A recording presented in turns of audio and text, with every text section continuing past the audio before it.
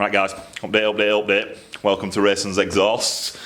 Not got much again to say today. Funny, someone said I was like that 9-year-old girl that asked for an ice cream. Very true that. You see little videos going around on the internet of people from up north talking like I talk. And I guess like people in America and whatnot, blown away by how we talk.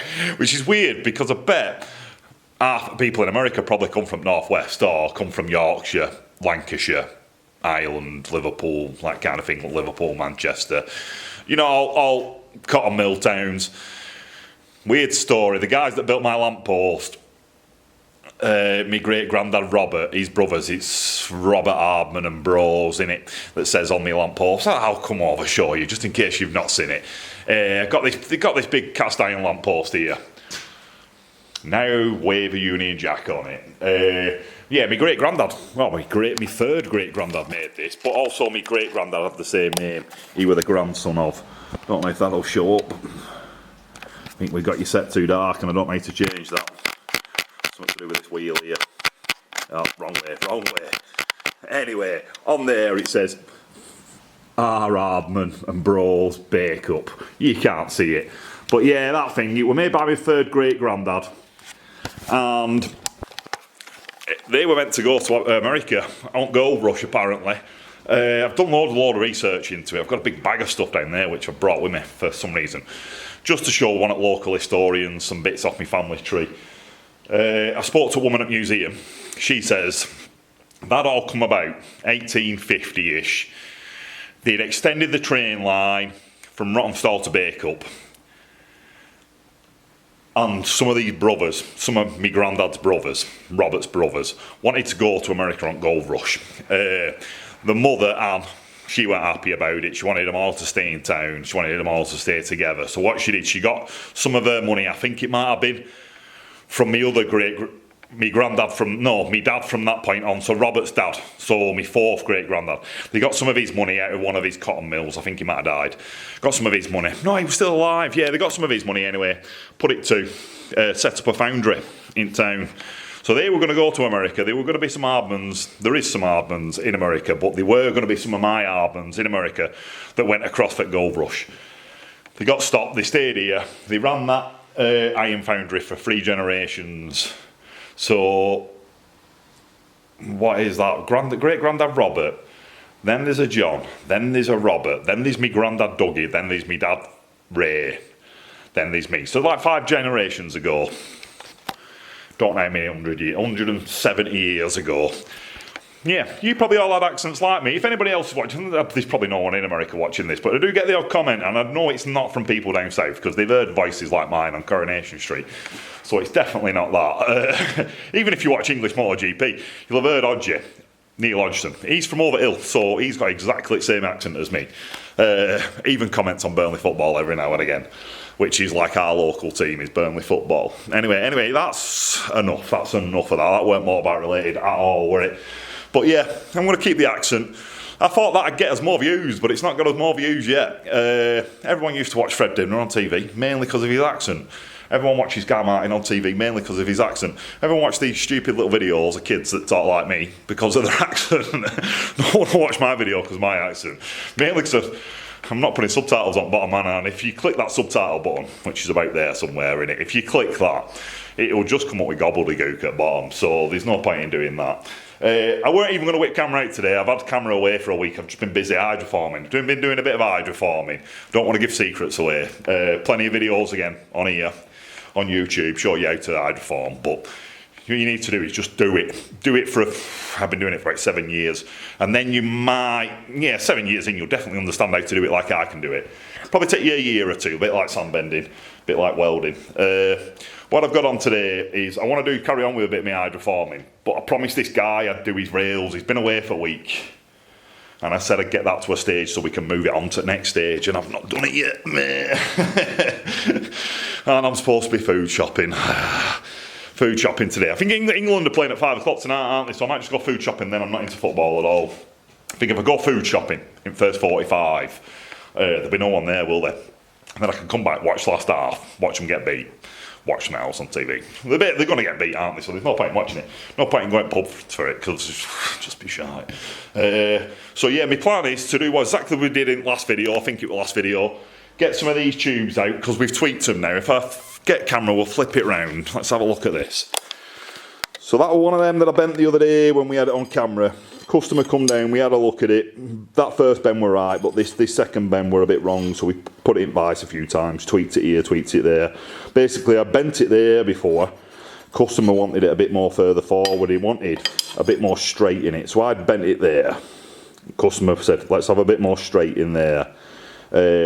Done that, stretched that bend out, because I bent that to a 90 and it don't want to be a 90. Our customer said he don't want it to be a 90, so just relax that off a little bit. Then we mangled it back straight in vice. Then I bent that on there in vice with no heat, no sand, no nothing. Just lent on it. Then I've added this flat to end, which is a classic. That's how you do your mudguard stays. Most people, vintage bike wise, will have a little tool for making one of them up. Mine's not perfect, but it just needs a little bit of work. That was just a quick press in vice. I just do mine in vice with a little tool. Could do it under fly press, could do it underneath your little arbor press. That's a little arbor press there. I've got two of them. That one, I just got it off Scrapman, that one. Swapped him some scrap for it. I swapped him some car batteries. You get about a £5 for a car battery, a tenner for a car battery, £5 for a motorbike battery. So yeah, I've got another one. My other one's, my first one's not that nice. That one's really, really nice, that one I've got. So I've just cut these two lengths now. I'm going to stick them in vice. I'm going to drag gas bottles over, which are underneath that sheet.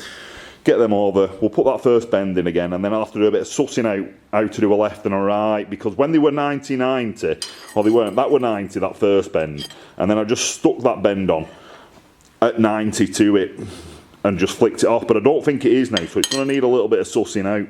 So you see, like, that'd be the plane it wants to be bent in, and that's not vertically upright, that bend there, so that's going to take a little bit of sussing. It's probably not far off. It's probably like 10 degrees out or something, not even that. Might be 5 degrees off being 90. So yeah, we'll do that. Then I've also got this to weld on, but I might wait for customer. That's going to be bracket for silencer. That's a quick, easy job. Customer were a bit worried about it being that. That's going to be where silencer is. He were worried about it having that much distance on it, because the original one snapped off. And I've shown him that, we've gone through it. So that's the original one. And it's welded, it's nearly welded straight onto its side. And you can see all that mess around it, all that dirt. That's where someone's had another go at welding it back on, because it's snapped off. So yeah, that is a big distance to go, because it'll just vibrate, it'll just bend around on it. But that's the distance it is on that original one. Then this is one that Grandad's made. You can see what Grandad's done there, he's added a bit more to the silencer, so he's wrapped it underneath, and that'll make a stronger join, stop it from ripping off. I don't know if you can see this, I think I've over-egged mine. But what he has also done is the middle of that bracket there that's sticking out, he's put a dint in it. He just curved it ever so slightly. I have definitely over-egged mine. You can see it good there, and that curve that he's put in there will stop that from bending. It'll stop it from vibrating, waggling around. But what it'll probably do, I can't show you. But, so he's put a dint in there. That'll stop that section there from bending, which will stop it from ripping off at this joint here. But what it'll probably do is it'll probably crack it on this bend here, because it'll just move the vibration or the waggle or the bit where it's going to snap. It was going to snap there before, but because you've stiffened that bit up, it'll still snap somewhere, and it'll more likely snap here now, because that bit's been bent, so that bit's under stress. Or yes, that's its weakest point, I think, is that point now, because you've got strong and you've got strong, and then that bit's there's the weakest point again. So I've done that, but yeah, when I've done mine, I didn't look at that, did I? I just knew what I was doing and just did it. So I've done that. I put the same bend in that. You can see I've dinted it all out, but I didn't think about the bolt, so I can't, because that's bumped up, I can't get the bolt in there, which is annoying. So that one's going in scrapper. And what I've done is I've swapped it for this one. I did this one last night before I went home. And what I've done with that one is I've bent that one down, so I've hammered that one in. So the bump's on the back. The rough has, proper rough has. I'm going to maybe get a little polishing mop in there and just try and buff it out. But yeah, that's made that section there again solid as a rock from there to there. And then this bit, that'll go underneath, so the silencer will be sat on top of that, and I'll tack it on, take it all off, warm it up, bend it round it, braze it on. And that'll make a really nice bracket. It's finned it in, where I've bent it up, it's obviously finned in the bracket there, but I say that bit there will all be covered, so you won't really notice that it's finned in. And it should make that solid. Just got to try and make that look nice. That'll be... Might wait for the customer to come down to have a look at that, just so we can get the line of that silencer bang on right. First plan is to do that, to get these warmed up, put a bend in them. I'll probably stop camera now. Let's stop camera, spin it round, put it on a tripod thing, do the same little videos we did before. Just watch me bend that. Hopefully I might be able to get my head in or something like that. I didn't do last time, didn't get my head in last time. But yeah, we'll set that up there. We'll have a go bending it, see what happens. I just told him mid-afternoon, he was going to come at dinner time. It's dinner time now. Not got a chance at all. I want to try and watch Sprint Race today, but normally I'd have that on. I've got Virgin on my phone, so normally I'd just put my phone on here, tune into Virgin TV, watch Sprint Race. I assume that'll be on in a minute, won't it? We might be on at 1 o'clock, that. So yeah, I might watch that while I'm doing this. If you don't see the video of this, me bending that, that's because I've put MotoGP on. There'll be some copyright stuff, won't there? So I'll do it. If you don't get to see it, I'll show you end. If not, I'll be back in 5. I'd say in a bit, but I'm coming right back. Right guys, update. I'm back. It's a different day. I totally forgot to get the camera back out. Basically, the guy come down to have a look at these rails, and we just messed for about 2 hours. England were playing. I remember saying that on this video, England were playing. I did get to the shopping. I got to the shopping about 6 or 7 o'clock, I think.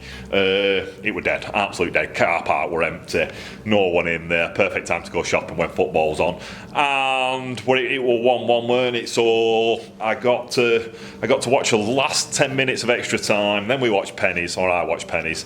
Yeah, it was shite. Like I thought it was going to be. Yeah, I don't know. I'm not into football, so who cares? No one's here to talk about football, are we?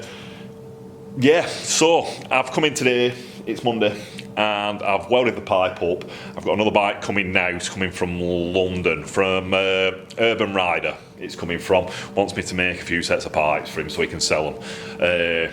So that's going to come now. So this Perilla is actually in the way. I don't know what to do with that bash guard. I think I'm going to leave it. He said he'll come back next week. He'll have a think about... We sorted out the left-hand side, which were the easier side. It's actually the harder side, but because we've got a load of photographs of it, it worked out easier. The other side that should be easier, because there's a ton of room, is actually harder. We've not got enough pictures of it, and when you copy the left and put it on the right, it just doesn't look right. So we put it on back burner again. He's going away for a week, I think, or he's going to leave me for a week. He's going to come down on Saturday. We're going to have another look at it. So I'm just going to bung it out of the way. Let's get it out of the way, right corner, forget about it for a bit, move on to the next one. I've been hydroforming. I've still got some hydroforming to do. So there's 2 there at back. There's these 3 over there, which were there from last time. I've still got to box up for the American guy. And I need to make another 2 for the Honda Triton Norton thing. So let's just have a quick look before I pack it away. It's out. That's what I've done today. I've just welded a bracket on that. I don't know. Well, we're going darker, we're going lighter. Nah, we won't go any lighter. I don't know what I've done there with settings, but it's a bit darker than expected. But yeah, so that's all. It's on. What I wanted was for that curve bit of the silencer to match up with top at drum behind it, which it does, smack bang in the middle at the top. That bit there is perfectly horizontal to the floor, parallel to the floor. And this bit here, you can see that's the bracket, so the bracket's brazed on. It's all bolted up, and we've got a clasp bolt on there. So that's the pipe and the silencer's finished. It's on, it's done. So we just need to do bash guards. I need to do bash guards down here, which were complicated. Actually, if I can find a couple more pictures, I'll try and add them in. We were here.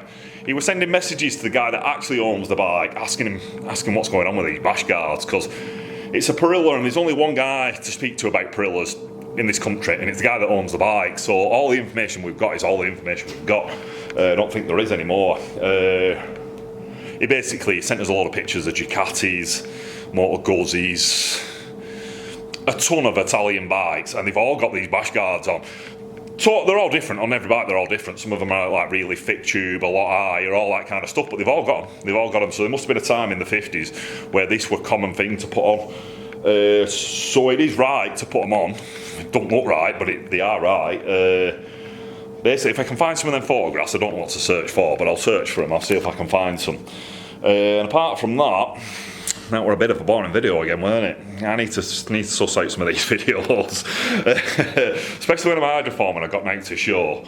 I know some of you are going to say I'm talking too much, but some of you actually like me talking too much, so it's 50-50 innit? So yeah, so don't know what to do with that. Basically, my plan is for the rest of the day now, wait for this guy to come. He's like I say, his big courier van's going to come from London. I've just moved the Shogun out of the way so we can get down. We'll get that in, we'll have a look at it when it comes, another one to have a look at, but I've got too many to look at and not enough finished at the moment. So then I'm going to, like I say, I made 4 megaphones for that on the Triton at the back, Triton tank at the back. I've made 4 megaphones for that, and the guy in America, I'd already organised 4 for him. But 2 of the ones have got my name stamped on them. And I said I can weld them off or whatever, but it'd be nice if you could put them on, like use the bottom 2 plain ones at the bottom, put the 2 with my name on at the top, or just the very, very top one with my name on. And he said he'd rather not have them stamped up, so I said I could weld them and then grind them off, because it's only that metal stamping, it's just pierced, and it's like scratches on top of metal. It'll take 2 seconds to weld them off and then buff them off. But change of plans, just to keep him happy because he's all the way in America. I'm just going to give him 2 of the ones I've made for this, because then they'll be identical as the other 2. He'll have 4 identical megas, he'll be happy. Which means then I need to pump up another 2, which is annoying. Because I'd already got them sorted for that. It's annoying. It's annoying, but the 2 that I were going to send America were 2 that I pulled off my XS650, so I would have to make another 2 for that at some point, because they were meant to go on my bike, and I've done that like 4 times in my life now. He's made 2 for me XS650, and then someone's come in and said, oh, I'll have them. And I just think, yeah, it's a quick 300 quid, quick 400 quid, I'll just sell them off my bike, and then I have to make some more, and I've done that so many times now.